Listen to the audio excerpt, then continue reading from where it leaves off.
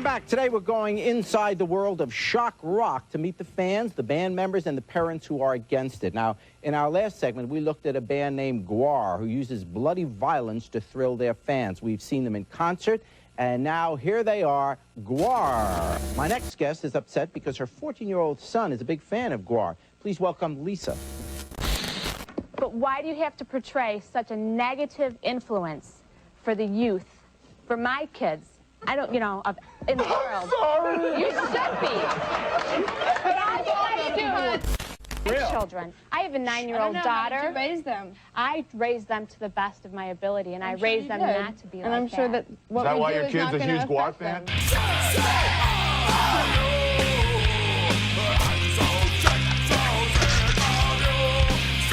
them. Scumdogs and maggots, welcome today to the very first cooperative retrospective.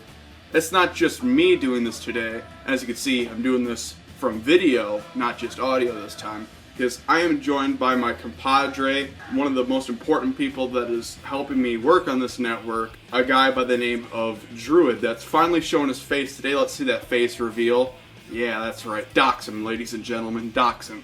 What? The funny thing about this Druid guy is he pretty much, he's been controlling me this whole time, ever since the beginning. He's just been telling me what to say. I don't know anything about metal. He's just giving me all these scripts. No, I'm just kidding. In fact, Druid, the funny thing about him is even though he's so involved in the channel and he's editing a lot now and makes like executive decisions and stuff, he's actually kind of a metal scrub. What do you know about metal before I even came across you? I mean, maybe stuff Christian showed you, right? No, I was into dubstep metalcore fusions. Oh shit. Okay. So we have a basket case on our hands. I told him, if you're gonna be part of this, we should do like cooperative retrospective sometime. Since you're such a scrub, it'd be interesting to not only have my perspective or someone else's perspective, but then also a complete ignorant person to the genre to see what they feel. So I got Druid to agree to do retrospectives.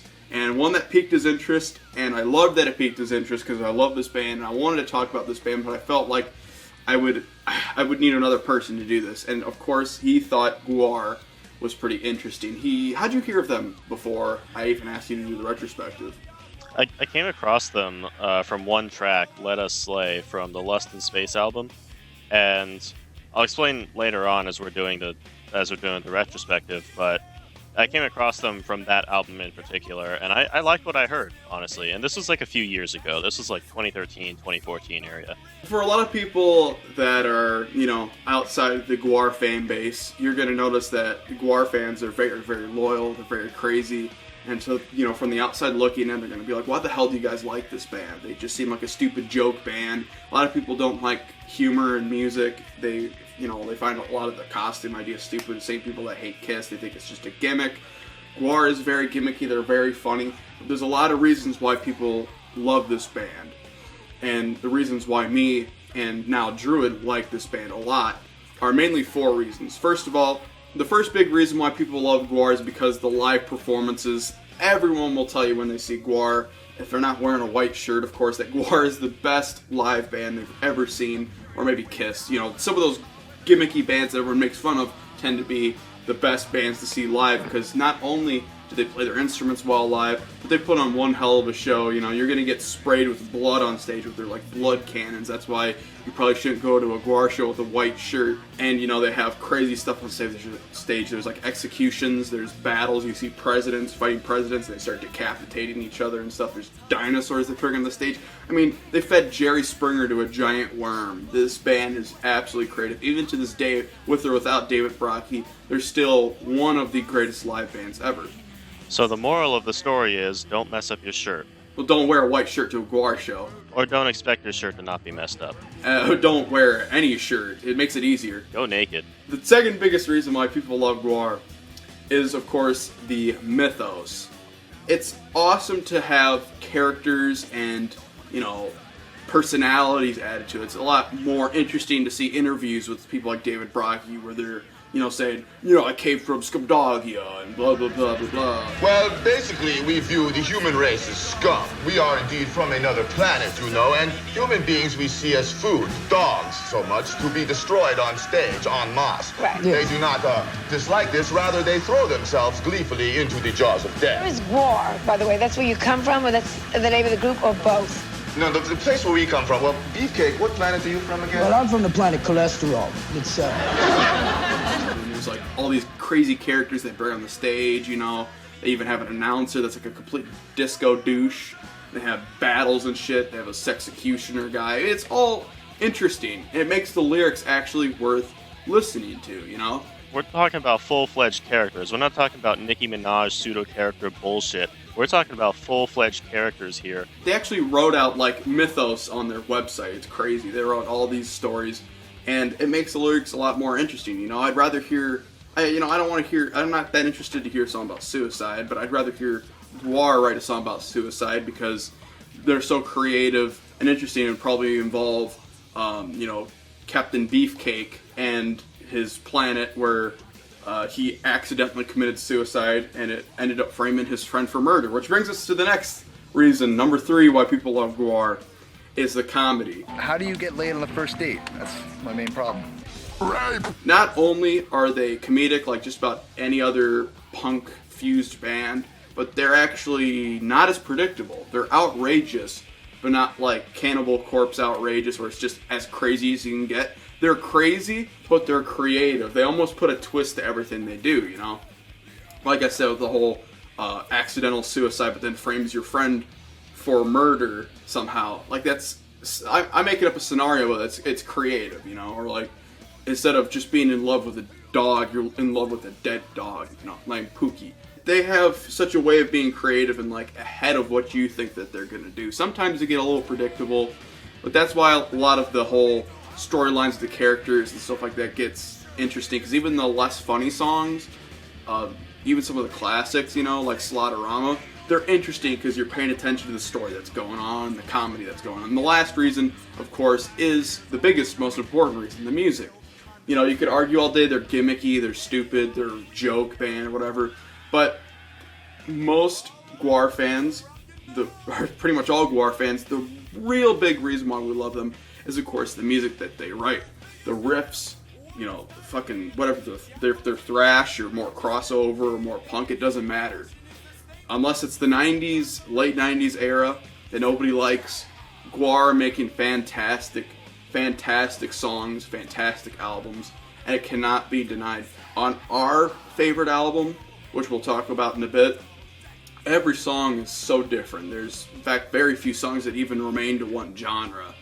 And it's great because it's so creative, it's so different, so much different variety, and yet they're still able, after all this stupid gimmick stuff, to be able to write great song after great song after great song that nothing else sounds like it. So from that, let's transition to the very first GWAR album, known as Hello.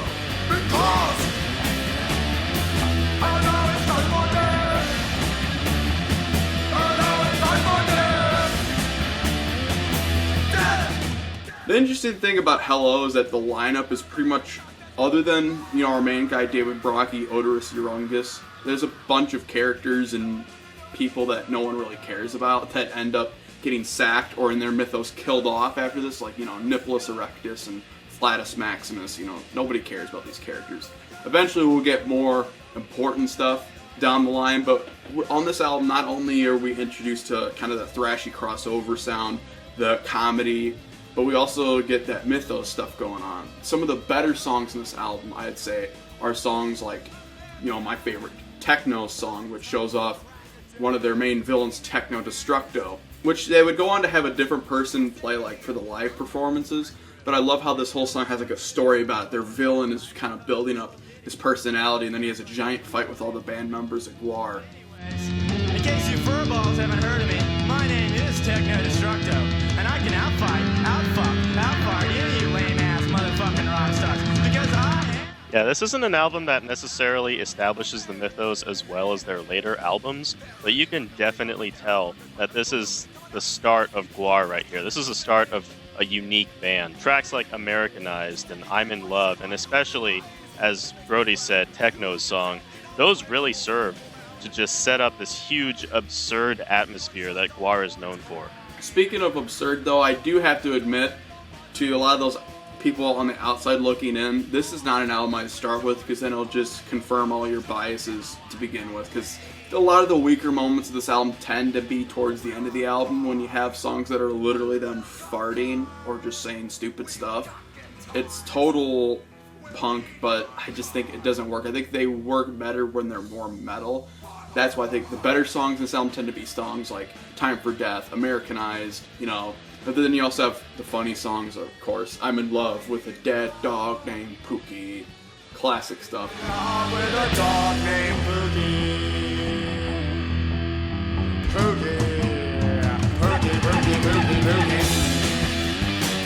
Yeah, this album, if you're looking for a metal album with GWAR, skip ahead, because this is a punk rock album with GWAR. Now, yeah, you can make an argument that it's like crossover punk and there's metal influences in this, but if you're searching for straight up GWAR heavy metal or crossover thrash, this is not the album for you. But I still recommend checking it out, because this is honestly a more memorable album. Actually, it's one of my least favorites, but I still say it's fantastic. Like I said, there's weak moments towards the end of the album, but even towards the end, you still have Techno's song and the awesome, weird GWAR theme. But that's it for Hello. Cool album. But honestly, if you want to check out GWAR, you start with the next album. An album that's consistent, an album that stays around the same type of music the whole time. It's not a bunch of short songs of farting.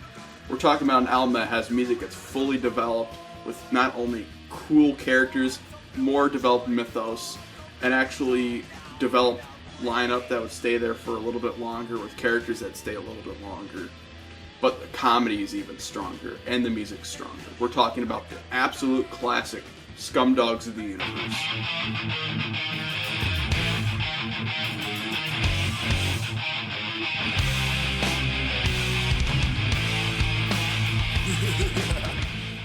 Now, what interests me about this album is that many people consider this to be the absolute best GWAR album. I can see where they're coming from, but I don't necessarily think this is the best GWAR album. It's good. It definitely is good. But it's just not great. Like tracks like The Salamanizer, Sick of You, Slaughterama, and Horror of Yig. They're strong contenders for the highlights of this album, but I wouldn't say that they're the best tracks, honestly, in the GWAR discography as a whole. Now, I have to highly disagree with that now. I used to say that this is their best album. In fact, before doing the retrospective, I was like, start with this album because it's their best Druid. But I'm actually kind of starting to more agree with Druid here, that one of their other albums is a little bit better because it's more memorable. No, I think he's wrong. A lot of these songs, especially the ones he names, are fantastic. Salamanizer, it's classic. It has one of my favorite lyrics of any song. It's so damn funny. It's where an odorous says, "This is your ass, and I'm in it." Something about that is just so outrageous and funny because it comes out of nowhere. This is your ass, and I'm in it. My man said to fuck you up in a minute with an axe. So it makes back your limbness, and then I fuck your ass to trimness. Maggots is classic. You know, Sick of You. That song alone is totally worth getting into this band. It shows that they were a lot more than just this goofy craziness. They actually wrote a very catchy song that I'm not surprised it didn't do even better for them, you know.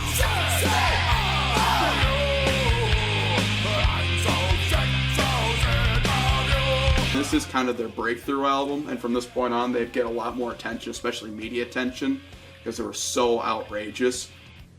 But I think they could have done even better, you know. I think there's just Metal Blade kind of sucks with promoting bands. Maybe if they're on something like Roadrunner or something, maybe they could have exploded, but it's the 90s. What do you expect? On this album, they could have done better, honestly, because there are two tracks in particular I can name that are just meh. They're called Vlad the Impaler and Sexecutioner. Now, you might disagree with me, Brody, on Sexecutioner, but Vlad the Impaler was just bland to me. Like, you just named two of the best songs on the album. I was just about to say, Vlad the Impaler is absolutely classic, catchy, and hilarious. Love that song. It's always stuck in my head. And Sexecutioner is like my favorite song on the album. It's so funny, you know. They have introduced a new character that they always bring onto the live set some guy wielding an axe that decapitates the characters and stuff. They call him the Sexecutioner. He always says cringy stuff in the song like "Sexcuse me," and that's sexcellent. You know, I think it's funny. I actually think the weaker songs, you know, it's the cringiest thing that makes me think it's the weakest song. It's not cringy. I'm a naughty fellow. In fact, I'm certainly not.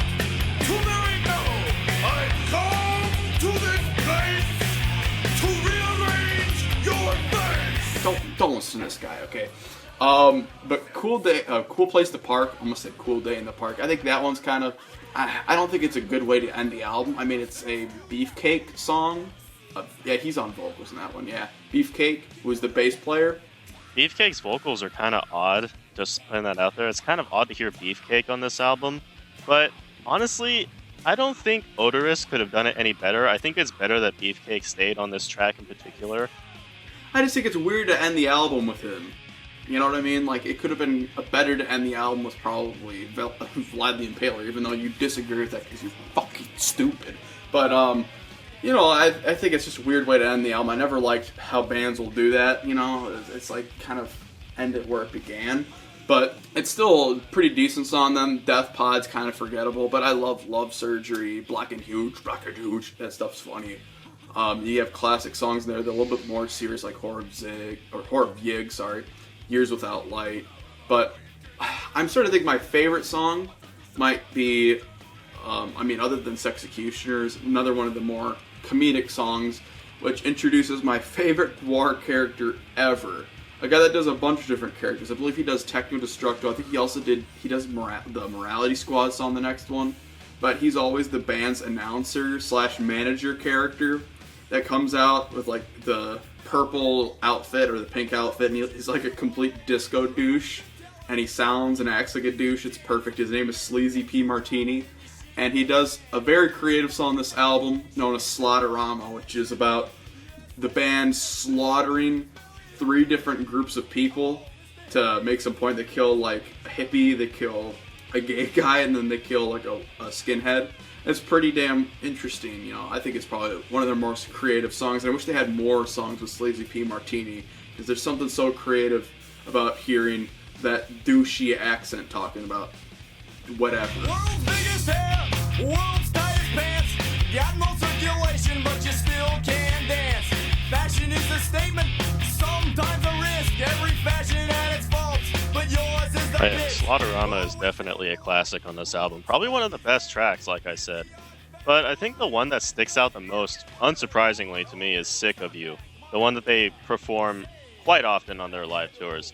It's really catchy. It sticks in your head, like, for a while. The chorus is the one thing that will get in your head when you listen to this album. Well, I mean, I think Black and Huge tends to stick out, you know. Oh, yeah. All right, that's it for Scumdogs, though. I do still say, even though I don't think it's their best anymore, this is where to start, because it's, you know, especially if you're a thrash fan, easy transition, absolutely easy transition. Druid's wrong with those couple songs, but absolute classic. And that, even though they were starting to get a little bit bigger, they were doing some crazy live performances at this point. This is when their live show got really crazy. They brought in a bunch of crazy characters like Slymenster Hyman, like dancers and slaves and stuff like that. The live show was starting to get outrageous. And you want to talk about the Cuttlefish incident?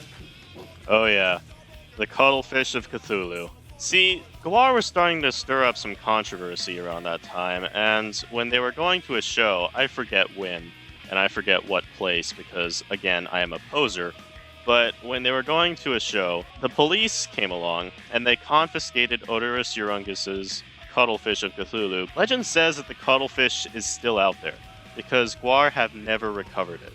The Cuttlefish is still out there. Though. Oh yeah, they made a new one, but it might be still out there. But anyways, it was confiscated by the police because they were searching for crack cocaine or something. And yeah, so there's a song about that in the next album, by the way. With that note, let's move on to the next album. What me and Druid hold to be their best album. This you still hold as their best album, right? Maybe. Anyways, this is awkward, so we're going to talk about the next album, an absolute classic. This is when they were starting to get really huge, and not just black and huge. An album with a great production. I'd say probably their most MTV classic 90s album, America Must Be Destroyed.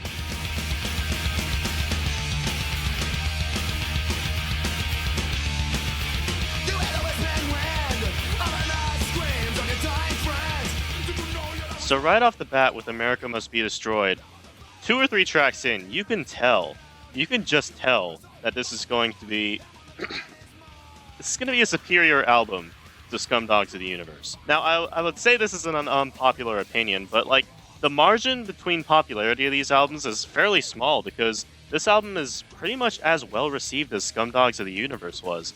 But I think that America Must Be Destroyed is a slightly superior album just by how memorable it is in comparison.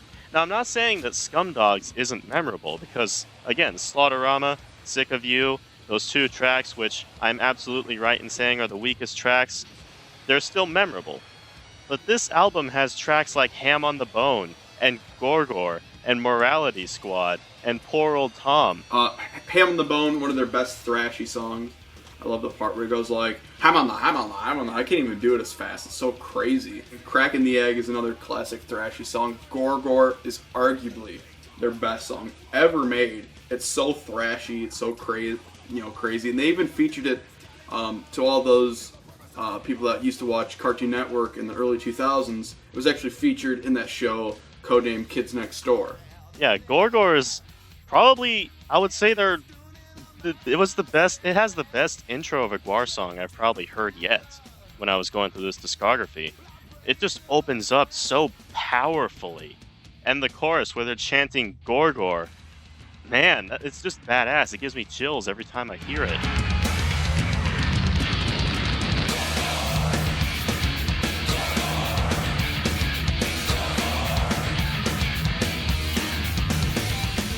Then you have, of course, when the album starts, you get, if you didn't think it was weird enough, of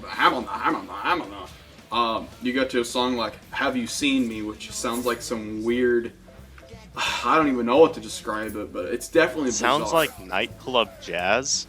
Yeah, that's what I was thinking too. It's pretty much nightclub jazz, except Odorous Urungus is singing it.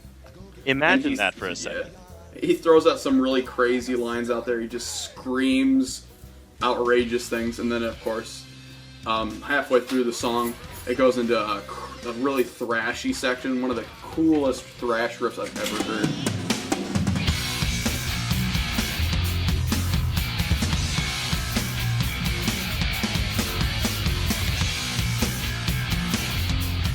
But whenever I think of the song, of course I think of the part in the little, jazzy section when, Odorous just says, "God damn it, I'm horny!" It's just out of nowhere, It's the total humor of GWAR. Then you have weird songs like Morality Squad, which you said is about pretty much the police confiscating cuttlefish. Yeah, I think the character in that song is a weird one. His name is Edna Granbo? P. Granbo or something like that. Granbo, yeah. Now, when you're listening to this song, lads and lassies, you have to put yourself in an era where shock rock was like all over daytime television. Jerry Springer, Howard Stern, you name it. You have to put yourself in that time period. Now listen to the... Howard Stern was radio, you idiot. No, he also had a TV show. He did? Yeah. What? Yeah, he had a daytime TV show. Anyways, you have to put yourself in that time period. Well, you don't have to, but I recommend you put yourself in that time period when listening to this track, because then everything, like the comedy, is just amplified. You can tell that GWAR is clearly making fun of all these people that are on these shock rock shows criticizing these bands because, oh, you're corrupting our youth. GWAR is embracing that. You have to realize this is back in the day when everyone was super uptight. I mean, back in the 80s they had the PMRC where everyone was flipping shit about, songs having questionable lyrics, which are nothing compared to nowadays. The uptightness back then was outrageous, and GWAR was just figuratively and literally taking a shit all over their face. Yeah, in every interview they were doing, they were in character, and they were just playing it out to the extreme. You know what I like mostly about this album compared to, Scumdogs? Not only is it more consistent and more memorable, but, I think the weaker songs are better than, the weaker songs on Scumdogs. The weaker songs on Scumdogs I forget. They're pretty forgettable.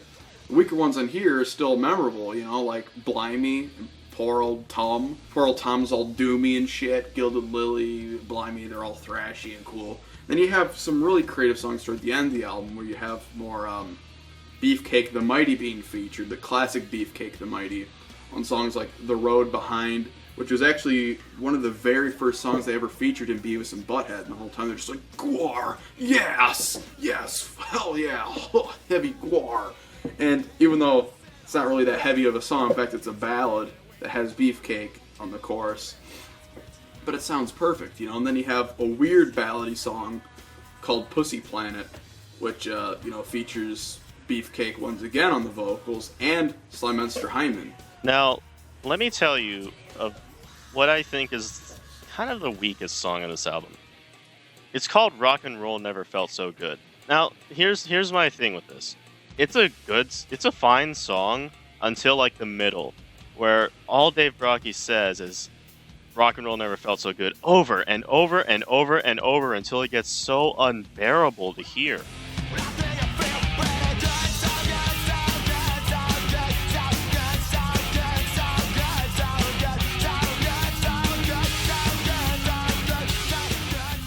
And this is like close to the end of the album. It's the 9th track on a 12th track album.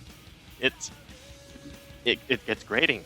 I don't think it's that bad, honestly.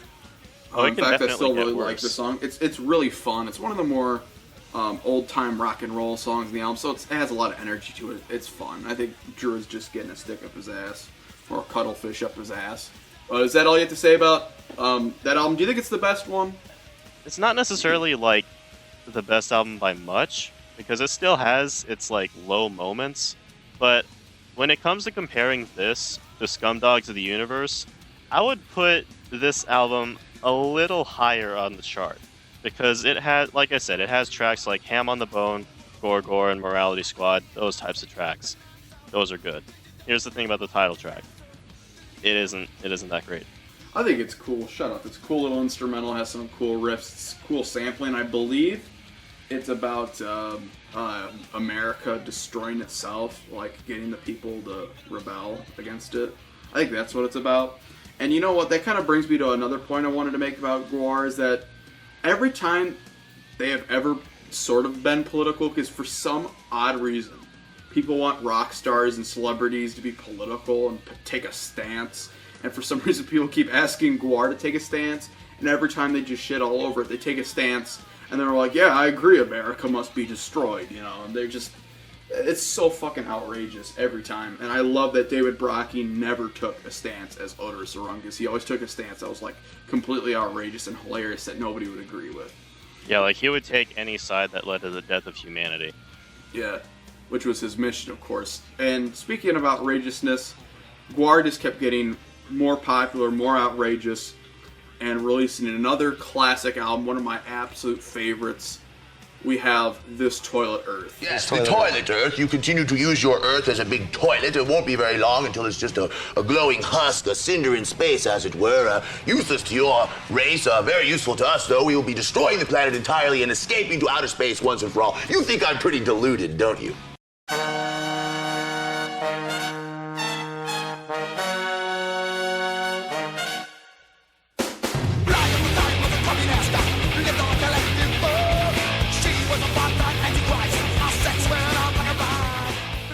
Now, with This Toilet Earth, they actually returned a lot more to that crossover, more punk style that they were doing on the first album, but I think they do it a lot better on this album. Like, it's a little bit more creative, and it's very fucking wacky. I'm gonna say that right now. Some of it's instantly hilarious, of course, the song Slap You Around, which is a happy song about domestic abuse, and my favorite part is at the end when Odorous says, you know, like all these things he'll do to her, you know, I'll beat you with a belt, I'll smack you with a manhole cover, just something about that. It's just really fucking hilarious.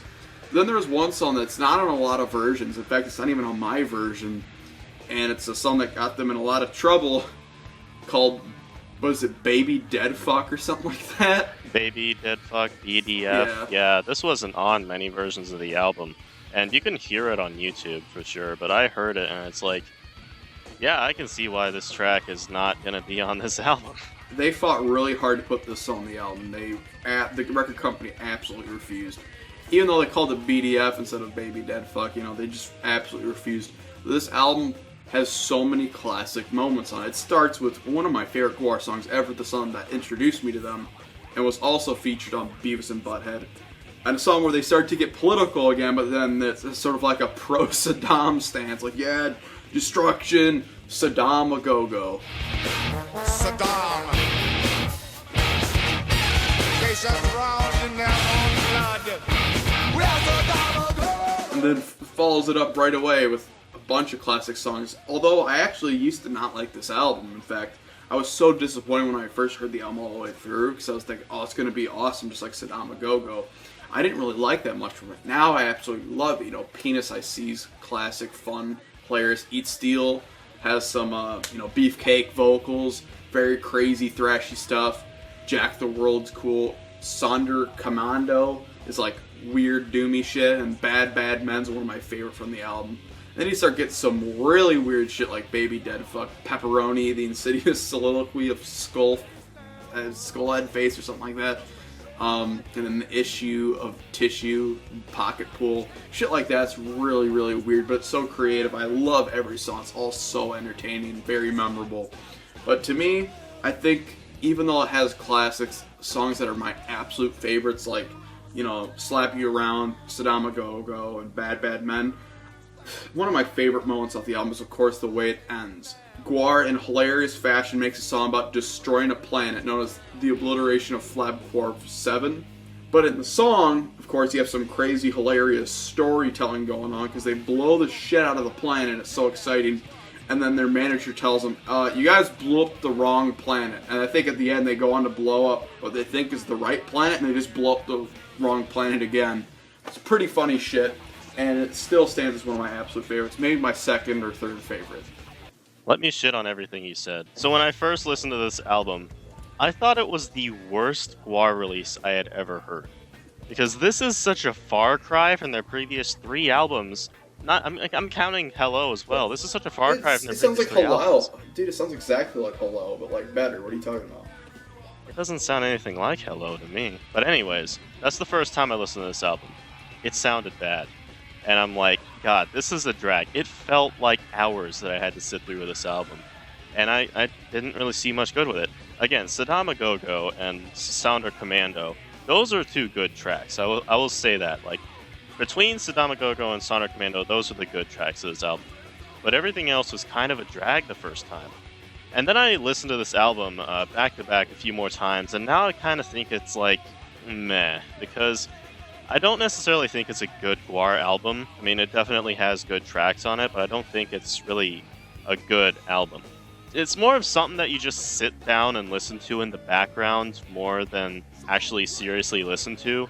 Because even though this album is wacky in its own way, it just doesn't necessarily fit with the GWAR that you came to know from the prior 3 albums. The weakest track that I can find, or at least the worst track, is the insidious soliloquy of Skullhead Face. You can have the opinion that this is the wackiest track and probably the best track on the album. I don't know, Brody. I don't think this is good by any means. I think it's so creative, though. It's all over the place. I love it. I think the fact that it's all over the place kind of just sets me off. Because, again, I came to know GWAR through the prior 3 albums, which were punk rock and metal. And this is like a mixture of like jazz and punk and metal and like all these different things coming together into this one wacky combination. I don't know how to react to it. And this track in particular, the soliloquy, I can't really find any enjoyment out of it. Everything else on this album is kind of meh. It's alright because I've kind of warmed up to the album over time. But I don't know. It's not a good album in my opinion. But Saddam a Go-Go, that's a good track. It definitely is an album that requires a lot of listens. Honestly, you have to be a GWAR fan to really, really be able to get into this album. I think you also have to kind of be able to get into more crossover stuff. It is a very, very weird album, so it will take you time for sure. Don't start with this one. That'll be a very, very bad move. In fact, you might even hate it at first, like, Druid did. Alright, let's move on to the next album, the last of their classic era. A lot of people hold this as their best album. I don't agree with it, but I do think it's a very good one. Kind of unique. They go kind of darker and heavier on this album, but it's still, of course, outrageous, funny, entertaining GWAR. we move on to the 1995 album, the last of the classic era, Ragnorok. Anarchy, chaos, rule the streets, it's a Ragnorok party town! You're turning, this is turning, you're burning, this is burning, this is sanitation, so why the final hours here. Now, this is actually, other than Hello, my least favorite of the classic era, one of my lesser favorites. I do love it, but I just feel like in the sea of songs, there's a lot less really memorable or crazy funny songs. And even the ones that are more serious aren't really that memorable or very good. It's just, a lot of it's kind of like, okay, you know. I love songs like Dirty Filthy. It's so crazy, you know. It's such a crazy... The fucking song is just absolutely outrageous until you get to the chorus. Where they say, why don't you just admit you're a dirty right son of a bitch? Why don't you? It's so fucking weird. That's the GWAR I like. And you also have songs like Ragnorok, which you have this Executioner on vocals, so it sounds like a fucking pirate. And you have The New Plague, which is about, you know, it's like a happy song about a guy with AIDS. It's so funny. Meat Sandwich, classic stuff. My favorite song is probably Betrayer Dumb. It's pretty fucking awesome. You mean Martyrdom? I fucked that up. Martyrdom, and You Think You Ought to Know This, which sees the return of course, my favorite character, Sleazy P. Martini, trying to do some wiki fucking jump the fuck up, man. Everything is whack. Some fucking Limp Bizkit sounding shit, but it sounds like it's making fun of it, which makes it so damn entertaining. But there's some weird songs in here that I don't really like Surf of Sin, Nudged, None But the Brave. It just kind of gets boggy towards the end. But there is another great song, which has Odorous and Slimenstra on vocals, which is pretty cool. They have like a brother-sister hatred called Fire in the Loins. What do you think, Druid? I think this is so. At first I thought this Toilet Earth was the bad GWAR release, right? And then I listened to it more and more, and I think it's a meh album. Like I like some of the tracks here, but again, they're not very memorable. Like, I can't name a single track here where I can say, oh, I remember that one. Except for maybe Think You Ought to Know This, because during the middle of the song, or some part in the section in the middle, they just go like 80s hip-hop out of nowhere, and it's interesting, I'll give it that, but it's like one moment out of an album where there's really nothing going for it, and it's not to say it's a bad album, it's just average. There's honestly a lot of songs that aren't that interesting. Like, even Stalin's Organs, War Ghoul is cool, but it's like way too long and it's not that memorable. Even the songs that are more serious, the riffs are not that great, except for Martyrdom. That song is actually really fucking cool. But I mean, a lot of it's just okay, and none of it's really bad. Would you say like none of it's really bad, Druid? But a lot of it's very forgettable. None of it's really bad, and none of it's really memorable. I'd say that. Rememberable. But I would say it lacks the energy of previous GWAR releases. Speaking of lacking energy, oh fuck. Oh boy. Apocalypse.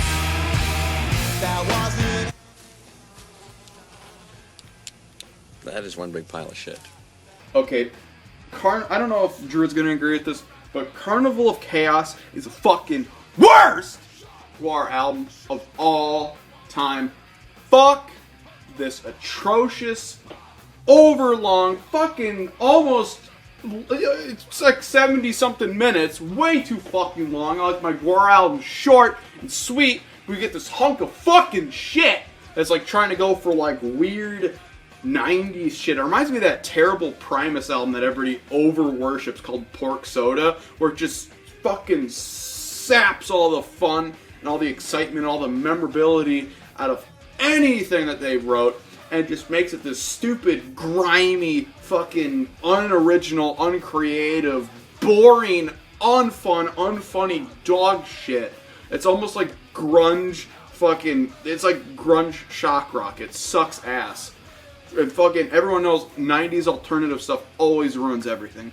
Always does. No fun left in this album. Even the songs that are more fun are completely nothing compared to anything that they even did on the last album. Everything on this fucking sucks. Seriously, it's like they wanted to make an album that was painfully boring and yet make it the longest album possible. It's like you can make an album of filler tracks, and it would be better than this. It's 1 hour and 13 minutes, making this the longest GWAR album, and believe me, it feels like it. It is so much more of a drag than this Toilet Earth. It is so much more of a boring sludge fest of an album that I couldn't bear myself to sit through this. Like, I only got through this 1.5 times. I only needed to hear this once because there's 24 hours in the day, and if you think I have the time and the sanity to sit through 1 hour and 13 minutes of a boring fucking GWAR album, a boring GWAR album, you're mistaken. Fuck. It's absolutely no fun. It's like let's make a GWAR album with no fun in it. And it's funny because it actually tries to be fun. It's not even like they're like, let's make a serious album. It just falls completely flat. I mean, come on, fucking Suck on My Thumb and Sex Cow. What the fuck? And then you have stupid, like, oh, we have emotions. It's like the private pain of Techno Destructo and Don't Need a Man. Fuck that. The only song I like on this whole thing, and I hardly would describe it as like, even as that, but it's okay, is Preschool Prostitute, because that's GWAR actually being fun and outrageous. But other than that, fuck it, dude. Fuck this album. It's a big pile of shit. Flush it, burn it, eradicate it, throw it out the what's that thing called in space? The airlock. Throw it out the fucking airlock. Although there is, okay, I will throw this in there at the very last point. There is a track where they try and become kind of political, like as they were in their previous album. It's called Back to Iraq. And it tells a unique standpoint, honestly. It tells a standpoint that actually could be good if it was on a good GWAR album. It's the standpoint from a soldier who comes back from the war in Iraq, and he finds that killing anything and everything isn't legal here in the Western world, and so he wants to go back and kill anything and everything over there. Again, this is a good concept. This is a good idea for a track. But why did it have to be on this album? I mean, it's basically like, oh, let's take a good idea for a GWAR song, suck the fucking life out of it! Fuck it. Let's move on to the next one. And unfortunately, I have to call my boy, instead of my boy's GWAR, I have to call my fucking boy from Jurassic Park, known as Jeff Goldblum. Take it away, sir. That is one big pile of shit. We Kill Everything is a little bit better than Carnival of Chaos. Would you agree, Druid? It's not as bad. They show some signs of returning to what made them good, but it still suffers. That nothing stands out on this album. It still sucks! Like, I thought they'd shape up their act. Fuck! Based on how this Toilet Earth was received, based on how their albums afterward were received, I thought they'd shape up their act, you know? I sure did! They didn't. They made a terrible... Well, it wasn't terrible, but they still made a bad album. Ah. What do you gotta say? You know, we're not the only ones that agree with this opinion, you know, that these two albums are fucking atrocious. In fact, the band and Retrospective says that these albums don't exist. You know, they're fucking terrible. Burn them in a dumpster. They said something about they were trying to be the Beatles or something. Like, I don't hear the Beatles at all in these two albums. I just hear, like, GWAR without fun, without good songwriting. It's so painful to listen to. What sucks, though, is that there are a few pretty good songs on here. Even towards the beginning, I was like, ooh, I might actually like this album. I mean, maybe that Metal Archives score is wrong. You know, sometimes they are wrong. But you know what? When Metal Archives really fucking bashes the shit out of an album, they're probably right. Because this album does fucking suck after the first couple songs. You know, Baby Raper and Fish Fuck are old school GWAR. They're actually, like, better than anything off the last album. They're actually, like, better than most off Ragnorok. You know, it's good shit. Then it just, no life to it at all. Completely, yeah, there's a few other couple songs down the end of the line, but it's too many songs, and almost all of them are complete shit. Fuck this album, and fuck you, GWAR, for doing this. I'm not gonna lie. I actually spaced out and almost fell asleep while listening to this album. Why? If you're falling asleep to a GWAR album, you're doing something wrong, GWAR. I'm gonna say that right. Or if someone falls asleep to your album, I meant to say, you're doing something wrong. Thank God. Thank fuck that GWAR actually released a return to form album that the fan base considers one of their absolute best albums ever. An album that's a little bit more serious. It's not as fun or silly, but it's some good thrash metal. That sends us to the 2000s era of GWAR. Thank God we're out of the shitty 90s and the 2000s, and GWAR start their pizza thrash era with Violence Has Arrived. Thank you.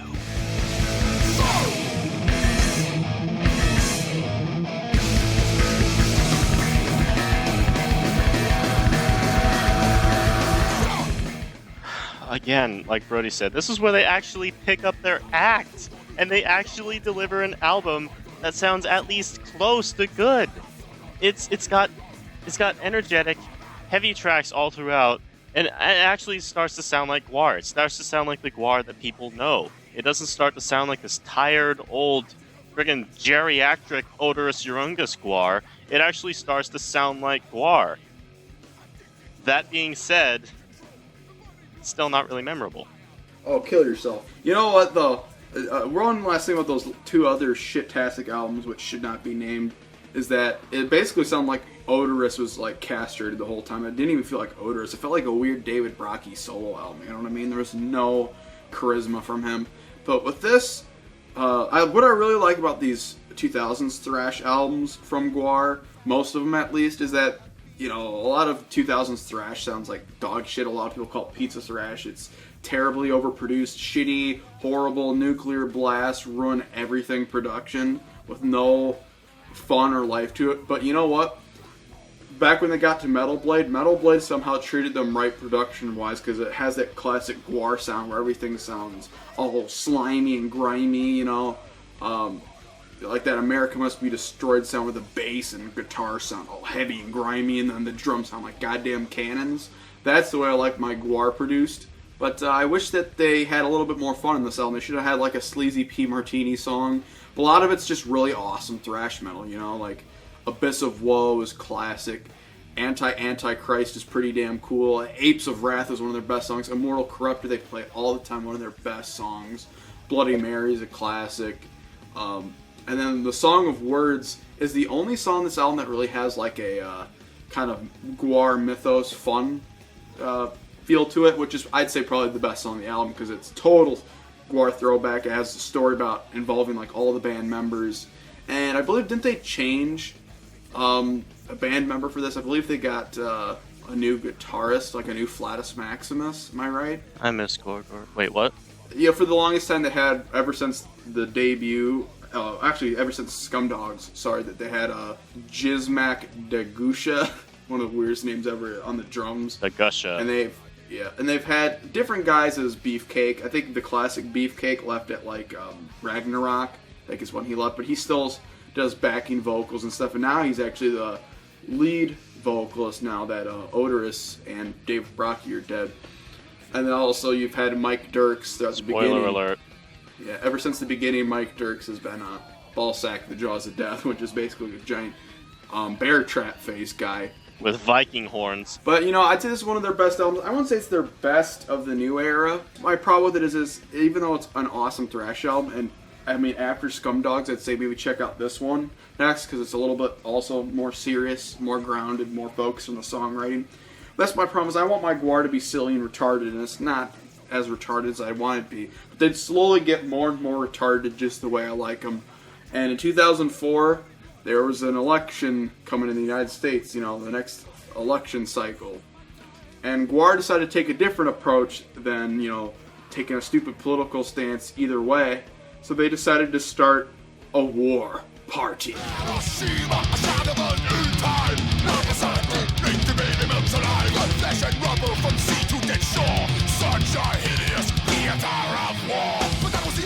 So this album came out in 2004. In the United States, you were having, of course, the election of George Bush Jr., his second term, versus, Jim Carrey. So, GWAR decided to take a big shit on that. And it actually got them a little bit more publicity again. This was actually kind of more so their comeback album. They were back in the public eye, declaring that they were the political war party, and it was total GWAR fashion. It was total GWAR humor. It was total GWAR mythos and everything. This is, to me, their true comeback. And I do like it more than Violence Has Arrived. Even though there's one song I don't really like on there, Lost God. I kind of don't really like that much. But everything else is pretty damn good. Of course, you have the classic song, Bring Back the Bomb, which is a pro-nuclear war song, which is total GWAR fashion. You start right off the bat, and then you have like Fistful of Teeth. You have a song about terrorism. You can't kill terror. War Party's really weird. That's a really weird song. I really like that one. Womb with a View. Acrostica, classic GWAR stuff. I mean, they get a little bit funnier, and they keep getting more funnier as they go along. But this is, to me, is like classic GWAR. The best album since, I'd say, I mean, technically it is better than Toilet Earth, because that album is pretty outrageous and weird. So in many ways, most people would say this is probably the best album since America Must Be Destroyed, and I probably agree with that. Yeah, this is definitely their most political album in years, honestly. But it's like GWAR political, so take that with a grain of fucking salt. The fact that Bring Back the Bomb is the first track on this album will say great things as you start listening to this album. Because after you get through the last few GWAR albums, you hear Bring Back the Bomb and you're like, yes, this is GWAR.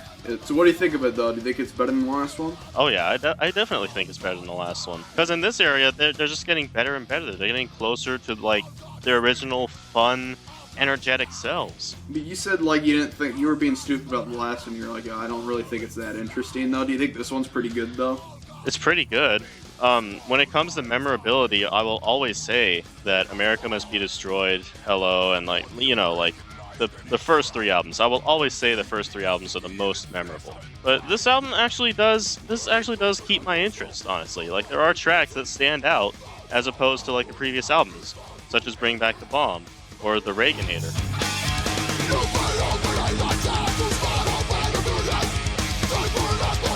Speaking of kind of getting back to their roots, on the next two albums, these are, in my opinion, their most classic of the new era. We first start with the more underrated of the two. Not many people talk about it, and a lot of GWAR fans will say this is their most underrated album and one of their best albums.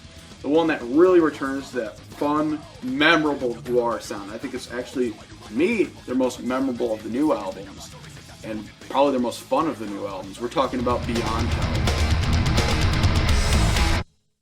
Why the hell are they trying to kill us? Why did they nuke my crib? Don't want to cry like a baby, but somebody had me a bib. So in contrast to what Brody said, I'm gonna just say that I think Beyond Hell, for specific reasons, is actually a darker GWAR album in tone. Like, this album gets kind of disturbing in some areas because History of GWAR, spoiler alert, Odorous. I mean, I love this album and every song's like outrageous, but there tends to be a recurring theme on this album and kind of afterwards as well. All of a sudden, you have a bunch of songs in this album that focus on drug addiction out of nowhere, and it's kind of, fun and crazy because, GWAR, they're talking about rock and roll and over, like, I'm gonna kill myself by, being addicted to heroin, but it's kind of creepy to listen to songs, like, was it Murder's Muse, the one where he talks about killing himself with drugs? Yeah, Murder's Muse. No, it's Destroyed. Or is it Destroyed? I can't remember. Both. Oh, Back in Crack. Those songs are like, oh, geez. It's hard to listen to, especially when he says, like, I'll die from drugs. It's like, well, that's what happened, The guy that is, sorry to admit it, but, Otis Urungus isn't a real alien. He's played by a guy named David Brockie, and he did die from, heroin. I'm pathetic yet magnetic. That is until the drugs are gone. Then I am a total dick until I get a good buzz on. Don't wanna fucking shoot myself. That would make a mess. I really should OD on junk. I think that would be best. So it really sucks to have to hear this, which is weird because I heard a lot of rumblings that he actually kicked out a lot of the early band members from drug use and he was anti-drugs. I'll be honest. Like, this album is good. This album is good, but it gets dark. Like I said, it just gets dark because tracks like Destroyed and Murderer's Muse, and some tracks where he's basically screaming, "Give me drugs! I want to die off drugs!" They're like, like back then, listening when it came out and before David Brockey's death, you could probably get behind this as a fun GWAR album, even though they never really talked about suicide that much in prior albums, much less suicide. You know with what? drugs. Though? I'm gonna keep it as like I'm gonna look at it as a view of David Brockey didn't overdose on drugs, and I'd say this is still a fun, hilarious album. It's making fun of rock stars and drug addiction. Yeah. I like that, you know. Yeah. And every song is fantastic. I love the Pigs. They're talking about how they love cops because they kill people. Mm-hmm. Some great stuff. Go to Hell's great. The Ultimate Bohab is talking about being a cuck. It's hilarious. When he puts it on, it gives him such a woody. Ha! Sit scarred and unpopular. He's at the show alone, running his mouth to no And you one else. have a really, really good cover of School's Out by Alice Cooper, of course. Not only does he say School's Out forever, but they blow up the school and shit. They blow up every school. It's some fun stuff. But you know what? Even though it's probably my personal favorite of the new Eric's, every song's so memorable, I will say it's probably not the best. Yeah, School's Out it's great. It's a great outro to this. Like, honestly, if you look at the track listing, putting the Alice Cooper cover at the end is a really great decision, honestly. I always hate covers at the end of albums or even on albums, but they do it really well. Yeah. And that's a great way to end it. You know what other But band you does a know what? cover really well at the end of an album? What? Limp Bizkit, when they're covering Faith. Shut the fuck up. I think we're gonna move on now to what I think you think is probably the next one's their best of the new ones, right?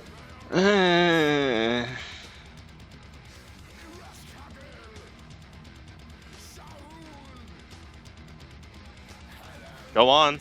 So even though GWAR was making their comeback, well known, Beyond Hell was kind of went on deaf ears, and their 25th anniversary is coming around, and Odorous / David Brockey was promoting the hell out of this, going on, Fox constantly, becoming a recurring character on Fox News as Fox's Red Eye segment, and he would go on there all the time. They'd have him as the interplanetary correspondent.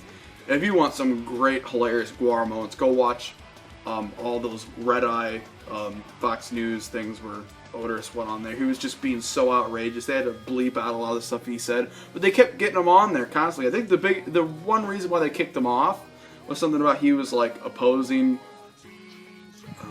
Sarah Palin or something, and they're like, "Come on, dude," or he killed Sarah Palin on stage. And they're like, "That's a little too outrageous." And he told them, like, "You guys knew I did this. We always kill all the presidents." That's also what I like about GWAR. They never really take a good political stance. They kill every and all presidents on stage, and they have them kill each other. It's always outrageous, And hey, more controversy for GWAR. But then, for the 25th anniversary, they decided to grace us with an album that has an album cover that's a parody of Kiss's classic album, Love Gun.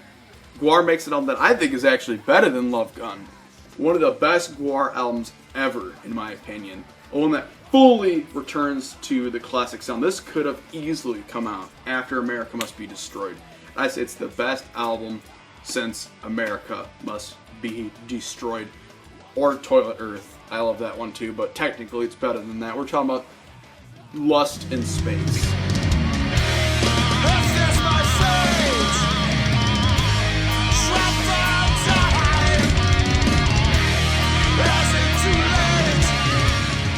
Lust in Space is the first GWAR album that I've actually heard. Like I said, this was years back, and I can't trust my judgment from years back as well as I can trust my judgment now. And even then, with what people say, what Brody says about me, you can trust my judgment. I know this album. I have the right opinions. I'll be honest, looking back at it, listening to it again, I think it's one of the best new GWAR releases, but it's definitely not the best. It has a really memorable track here that was probably the most promoted track on there, and I bet many people know what it is, but I'm not going to name it right now. But yeah, this is one of the best GWAR albums that were recent releases, in my opinion. I mean, he's wrong here, but Lust in Space is awesome. Absolutely awesome. There's a few, it reminds me a lot, honestly, of Scumdogs, because a lot of it's so classic, a lot of it's more music-based. and it's fun and hilarious. But there's a few songs that are kind of forgettable, like Release the Flies and the Uber Claw. But a lot of it's fantastic. Of course, the album starts with a fantastic, very different song for them called Lust in Space. And then you have the song that Druid's talking about, one of their classics, Let Us Slay, which is so crazy and catchy.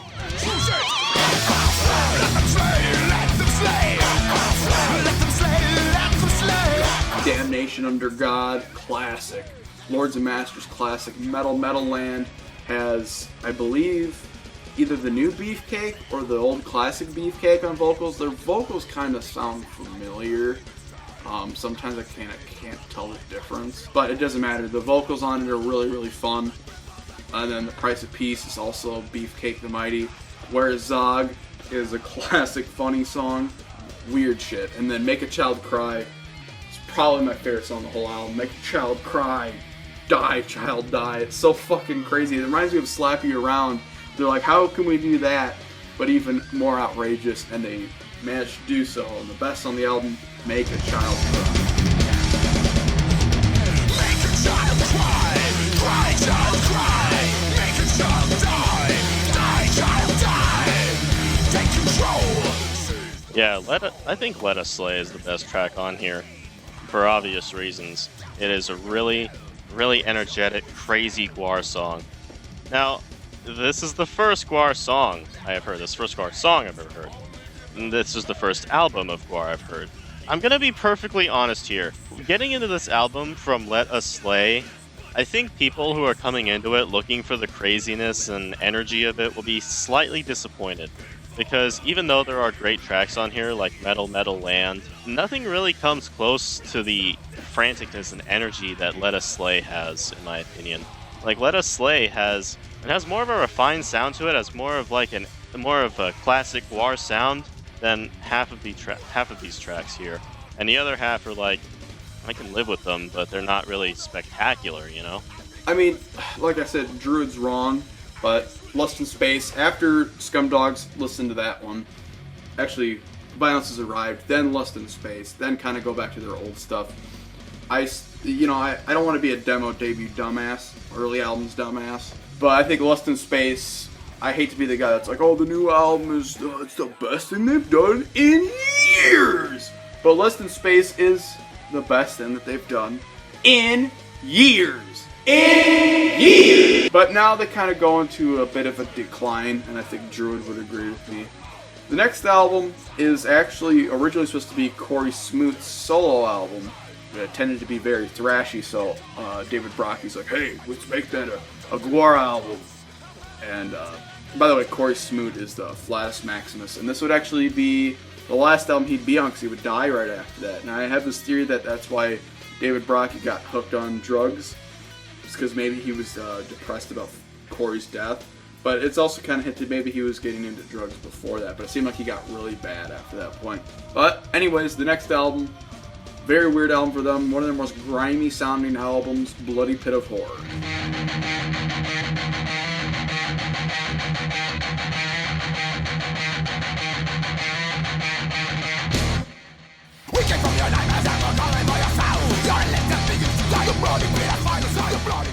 Bloody Pit of Horror definitely sounds a little weird. You could tell that it was kind of not written as a GWAR album, but it does work as a GWAR album. I'll say that right now. There's definitely some awesome songs in here. Most of it's very thrashy, fast, and entertaining, you know, like Zombies March is, of course, classic.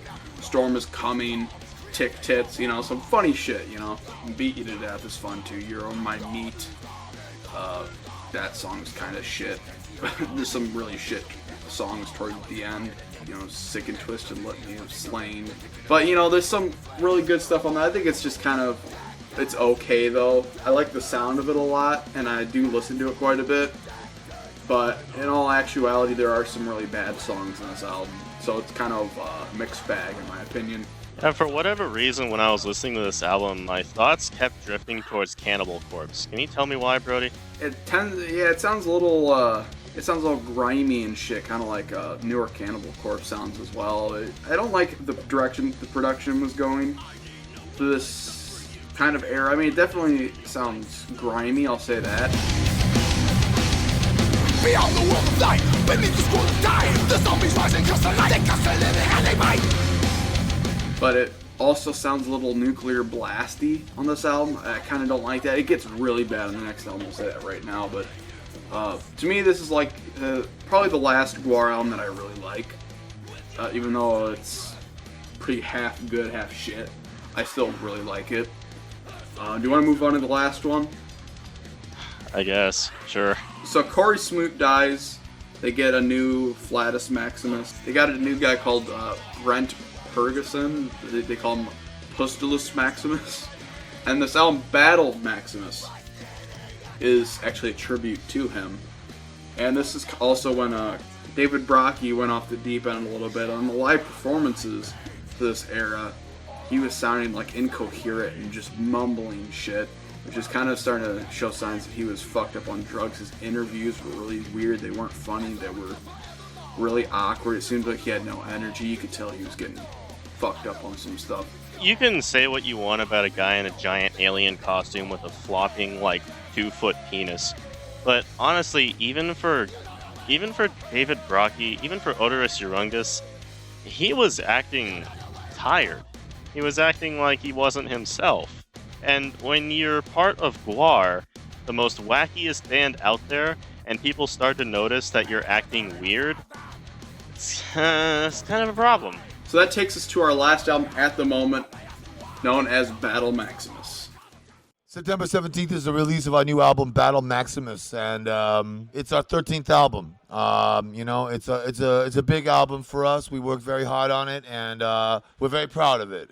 It's the first album that we did since the departure of the great Flatus Maximus, who kind of single-handedly led us back into the metal pantheon. I suppose when you make so many albums, even a band like GWAR can get a little confused about what we're doing. And, you know, but Flatus was the one that kind of grabbed me by the lapels and said, you know, we need to be a metal band again.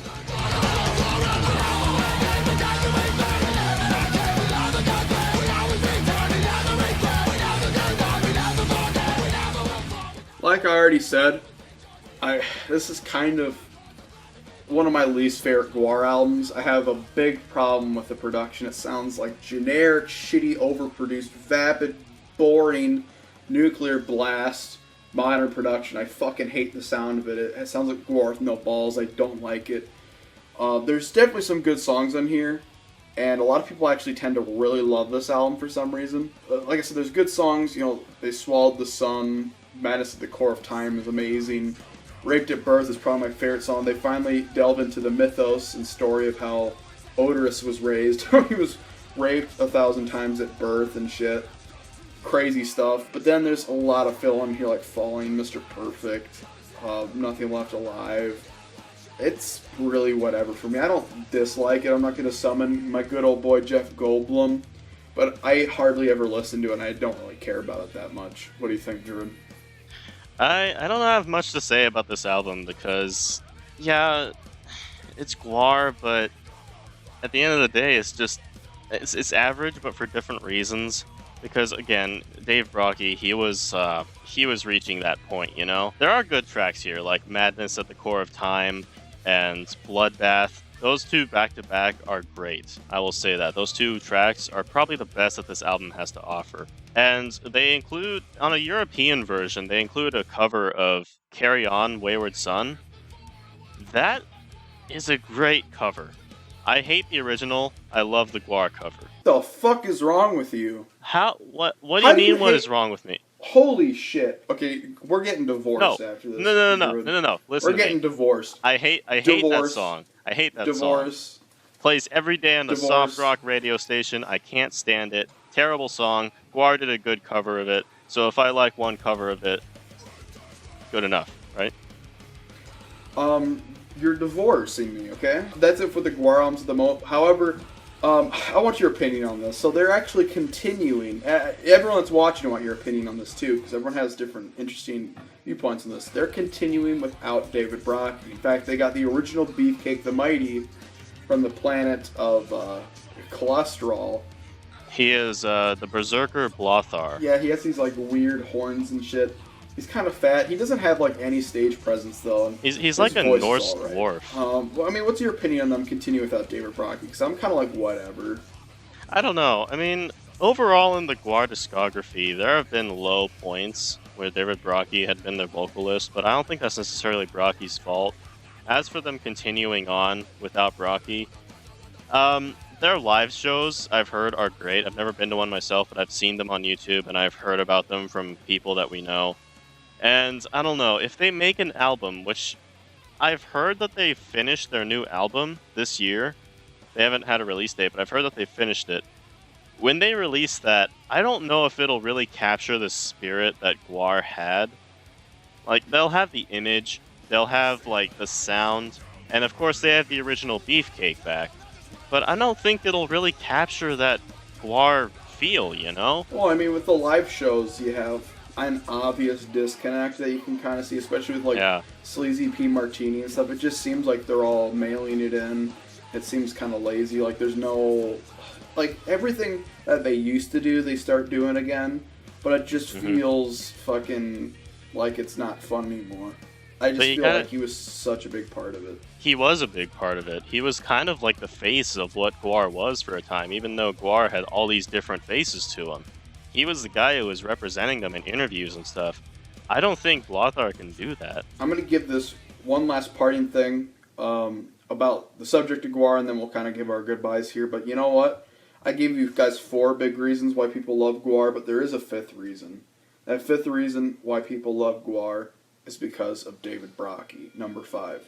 David Brockie. He was not only very important with the music, the image, the story, the energy, but he was like the creative mastermind. All of the live stuff that they did, it was all his ideas. The outrageousness. Do you honestly think any of those guys really had that much of a say in it? A lot of it was mostly his comedy. So even if they continue on without him, they're not going to have any sort of originality that feels like authentic. In fact, they're just kind of redoing all the stuff they always do. So it just feels like they're just kind of droning on. I honestly think they should have ended it after David Brockie died. Yeah, I mean, even for GWAR's bad albums, you could still tell that it was Brockie's influence that led to those things being made. No other band could really do that. Alright, so that's it from us. What do you think, Druid? Are we going to do Avenged Sevenfold next time? 2 of us? I hope not. I hope I kill myself. I'm just kidding. So that's it from us, guys. Like I said, I want your opinion on David Brockie not being in the band anymore. But I think the 2 of us will come back to probably review the new GWAR album. How about that, Druid? If the divorce settlement is settled, yeah. Gotta get that divorce settlement. So see you guys. Subscribe to the Downfall Network.